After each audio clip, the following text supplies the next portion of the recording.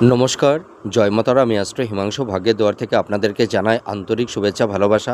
আজ আমি যে প্রেডিকশানটি করতে চলেছি, জাতকেরা হলে ডান হাতটিকে দেখুন আর জাতিকারা হলে বাঁ হাতটিকে দেখুন। এইটা হচ্ছে আমাদের বৃহস্পতির আঙুল আর এইটা হচ্ছে আমাদের বুধের আঙুল।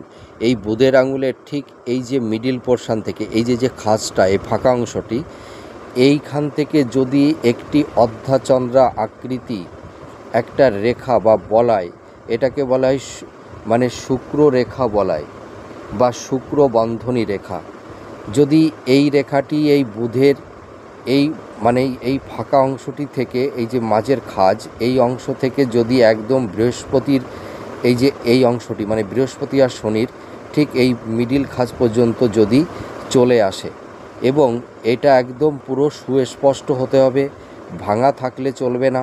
ঠিক আছে? অনেকে আবার বলে যে আমার হাতে তো শুক্রবন্ধনী রেখা আছে, কিন্তু আমি এর শুভ ফল কেন পাচ্ছি না। আপনারা দেখুন, আপনাদের শুক্রবন্ধনী রেখাটা হয়তো ভগ্ন আছে, বা হয়তো ছোট ছোট রেখা দ্বারা সেটাকে মানে সেটি কাটা আছে, অথবা অনেক সময় এর উপরে তিল চিহ্ন থাকে, বা অনেক সময় ক্রস চিহ্ন থাকে, অনেক সময় জব চিহ্ন থাকতে দেখা যায়। সেগুলো থাকলে কিন্তু এই শুক্রবন্ধনী রেখার শুভ ফলটা কিন্তু পাওয়া যাবে না।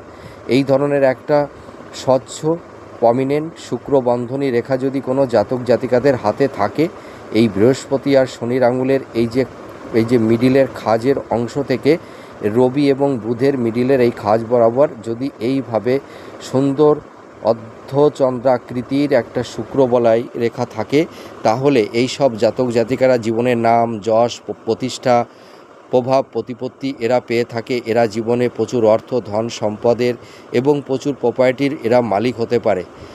আর এরা জীবনে খুব মানে সৌভাগ্যবান এবং সৌভাগ্যবতী হয়ে থাকে। এরা জীবনে ভাগ্যের সাপোর্ট এরা অবশ্যই পায়, এবং এরা জীবনে নিজেদেরকে মানে সুপ্রতিষ্ঠিত করতে পারে।